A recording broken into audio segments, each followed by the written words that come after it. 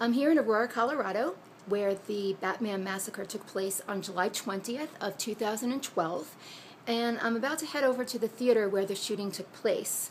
I will be putting together a video narrative of the outside landscape of the theater so that we can get a clearer picture as to the Alameda side of the theater, where the Sable side of the theater is, and what those distances are between those locations and the exit of theater number 9, which is where James Holmes was apprehended by police. I know that there are a lot of questions and a lot of speculation as to whether or not James Holmes was even the shooter in this case. And I personally have a lot of questions myself. I personally, for one, have listened to the police scanners time and time again, and I have listened to the police looking for additional suspects after James Holmes was apprehended, and at the same time, Dan Oates is on television saying that the lone gunman is in custody and there's no reason to suspect another shooter. I don't know, but that sounds a little bit like bullshit to me. So I would love to hear your opinions and your thoughts on the case, and let's see what we can come up with as a group. Miles, and make a U-turn at East Exposition Avenue, and then continue. I am pulling up to the movie theater in Aurora, Colorado, where the Batman shooting took place on July 20th of 2012. And I will be putting together a narrative so that you all can get a better picture of what the theater looks like outside and where the theater is and where is the exit door in correlation to the Sable side of the theater and the Alameda side. 100 feet and turn left. Well, rerouting. Okay, I'm here. Let's see. Go. There's Century 16 movie miles theater. And turn right, and then turn right. Sorry about the GPS. Okay, there it is, Century 16 movie theater. This is crazy. Across the parking lot is Dillard's, which you can see is a good distance from the movie theater. Wow, okay. Let's see. Pulling up to the theater now. What? This is just crazy.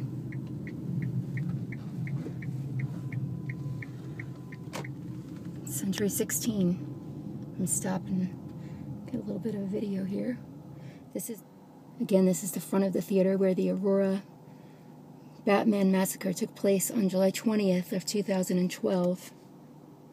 I'll go ahead and go around the back now where James Holmes was apprehended. Okay, I'm headed to the back of the Century 16 movie theater where the Batman Massacre took place on July 20th of 2012. This is crazy. Wow. Wow, okay, so this is right here. This is the spot where supposedly James Holmes had been strip searched. And apparently this is the spot right here where he had parked his car. This is just crazy. And I believe that right there is the exit to theater number 9 and the stairs that we've seen many times before. Wow. This is surreal. Okay, I'm gonna get out and just take some video here for everybody so that you can see what I'm looking at here. I'm actually parked in the same spot where James Holmes' car was found when he was apprehended. Okay, so let's see. It's hard to see with the windshield, so let's get out of the car here and get a better picture for everyone. So I am at the Aurora Century 16 movie theater, and this is where James Holmes was apprehended. Now I'm actually parked in that spot. It's a little creepy, but this is the dumpster where they say they strip searched him, and that is the exit door of theater number 9. As you can see, that's not a camera, it's a light. But I just want everybody to kind of get a clearer picture of how far it actually is. This is the sidewalk where the blood trail was found. How far it actually is to the corner where the gas mask was found, because I want you to understand how inaccurate it is to assume that anybody could do all of this in such a short period of time. It's not like this is a short walk. I'm still walking, okay? So here I am, I'm still walking to the end of the sidewalk where the gas mask was found, okay? We have some exit doors here. And I'm still walking. Still walking. Okay, so now this is the corner where the gas mask was found. Okay? Now I want to turn around because I want to show you how far away that is from where he was apprehended. Okay, this is not a short walk. I'm walking back. Keep in mind that he was apprehended within 90 seconds. So I find that a little bit odd, as I'm sure that you do too. This is just surreal.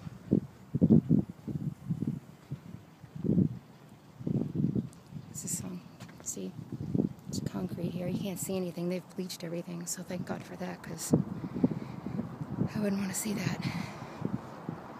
But anyhow, here we are at the back of the theater.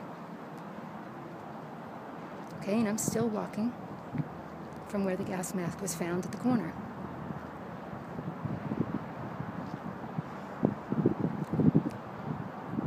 And this is where his car was parked and where he was apprehended. Doesn't make much sense. Okay, so now here we go to the exit door of Theater 9. Okay, this is where the guns were found, and here's the stairs. It's hard to see because of the sun, so let's move up. I'm gonna walk up the stairs, okay, and into the area here where they say that one of the victims was hiding. Okay, I just want to point out that that is not, it's not a short fall. Okay, it's not a short fall to climb up these stairs and jump over a wall and land on concrete when the alleged suspected shooter is standing right there. I don't know. Doesn't make sense. Okay. I'm going to head over to the other side of the theater so that we can get a look at where Dillard's is in conjunction to the exit of Theater number 9, which is where many of the victims were taken to get treated. It's surreal. Okay, this is Melissa Marquet in Aurora, Colorado. Okay, I'm back in the car. I'm headed away from, here's the exit door of Theater number 9, okay? This is where the blood trail was that led to, pardon the rearview mirror there, to the door at the, or I should say the corner at the end of the theater where the gas mask was found, and that's the direction that I'm headed in, toward the gas mask that was found at the corner, okay, which was right here. That's right here. That's where I walked to earlier in the other video to show you that it wasn't just a quick walk to get from the car to the corner where the gas mask was found. Okay, now if we turn left, okay, at that corner, it's going to give you a better view. Let's see here, go here, okay. If you go straight up, that's where Dillard's is, okay? That's Dillard's. This is Dillard's right here where they set up a place to take victims to get transported to the hospital. Now, it may not look that far in the video, but if you were shot and bleeding all over the place and you couldn't get an ambulance to go behind the theater to treat you, and they made someone carry you all the way over here to Dillard's. Point 3 miles. Sorry about the GPS. And turn right, and then turn right to East Alameda Avenue. Okay, well, that answers that question. But I was going to say, if someone had to carry you all the way over here from the exit of Theater number 9, and you were shot and wounded and bleeding all over the place, that's quite a walk. So it may not seem that far when I'm in the car, but it is that far for someone who's injured. And I still don't understand why they didn't allow ambulances or anyone with EMT to get behind the theater to help those people. It doesn't make any sense. Now, okay, so if I go to the right from here, okay, the corner of the theater that is where the gas mask was found is directly behind me. So I'm going to make a right, and that's going toward the Alameda side of the theater, okay? So here we go. We're going toward the Alameda side, okay?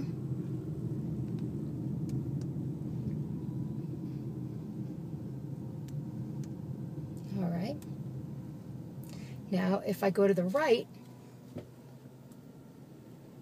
which is in line with the back of the movie theater, that is, as you can see, the Sable side of the theater. Rerouting.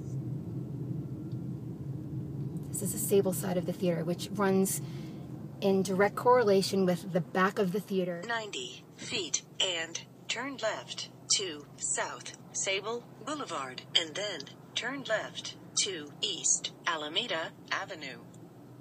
Okay, so with the GPS, which at first was irritating, we now can actually get a better picture of where the Sable side of the theater is, where the Alameda side of the theater is, okay? Rerouting. Now this is back of Century 16 Theater from the Sable side of the theater.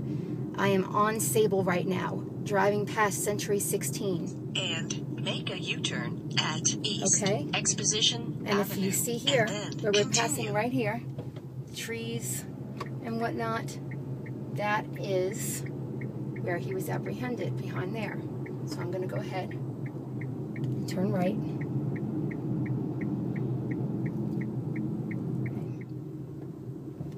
Okay. So that should give everybody a pretty clear picture of the 4 miles and turn right to the outside South of the theater. Abilene Street. But here we are. This is right here. This is right here, where James Holmes was apprehended outside of Theater 9 on July 20th. Let's see here. Get through. Right here. This is it, right here. That's where he was apprehended. That's the exit door from Theater 9. And this is the dumpster where they say that they strip searched him outside. Okay. And we're heading up the other side of the theater. Let's get a better view here of that. And we're coming back around. And as you can see, Dillard's is directly in front of me. When you look, it may not seem that Dillard's is that far away, but for a gunshot wound victim who's bleeding, can't walk, maybe can't breathe, to have to walk all the way from the back of Theater 9 to Dillard's, which, just to give you an idea, I'm driving, so let's just take a look, okay? That's a long way to have to go if you are suffering from a gunshot wound. And it still makes no sense as to why they wouldn't allow EMTs in the back of the theater. Those people had to walk or be carried over to Dillard's. That's absurd. There is no logical explanation for this that I can see. None whatsoever. The only explanation that I have for that is that police did not want people to know what was going on behind Theater number 9 on July 20th of 2012. There's no other logical explanation for that at all. Okay, so here we are. This is the theater from the front again, from the Dillard's parking lot. And if you look here, you have to go all the way down there and around in order to get to the exit outside of the theater number 9. You mean to tell me that you're going to make those people walk or be carried all that way? I've never seen that before in my life. Why would they do that? So again, the only conclusion that I can come to is that they did not want people to know the truth of what was going on behind Theater Number 9 that night. I'm going to head over to his apartment now, and I will be taking video of that to give you all a better idea of the complex where he lived and the areas surrounding that. I'm coming up to the apartment complex where James Holmes lived. It's up here on the left. It's 1690 Paris Street. This is the building where James Holmes lived. It's 1690 Paris Street.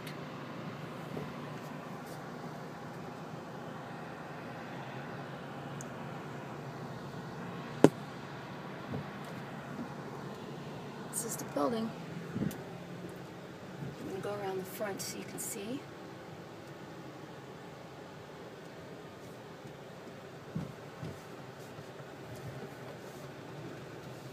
$16.90. There it is right here, 1690 Paris. This is the apartment complex where James lived. It's the front entrance. I'm going to turn on to the East 17th side, which you can see the side of the apartment complex. Yeah, that is the complex where James lived. 1690 Paris. And this is the area where he lived. As you can see, it's kind of, well, pretty run down.